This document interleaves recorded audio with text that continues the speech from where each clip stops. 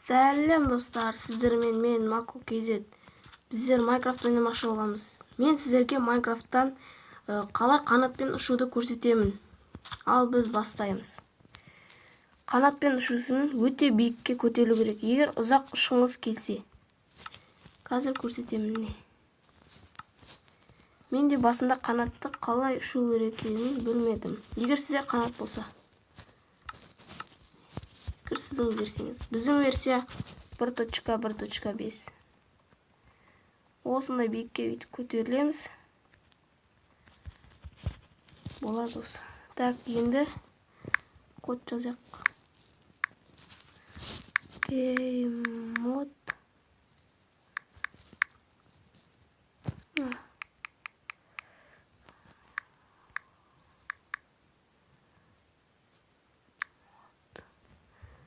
Creative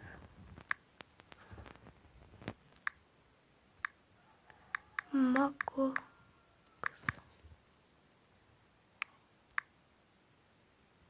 Так, онда болса настройкадан алып көтерді. Выживание.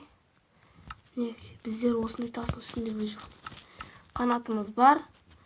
Ал ендесе, мынаны сіз көрдіңіз бе? Мынаны 3 рет басасыз. 1 2 3 1 2 3 1 2 3 1 2 3. Сөйтсіз ұшасыз. Ал кеттік. Ұшып бара жатырық. Көрдіңіздер ме? Ешқандай жансыз немесе жанмен емес. Кәдімгідей ұшып бара жатырмыз. Аспанға көтеру бола ма екен? Көтеріле алмайды екенсің. Опа, түстік. Осындай видео біздер қанша жол жүргенімізді қараңыз. Ана жақтан осы жаққа дейін. Негізі бұдан да алысқа жүруге болады.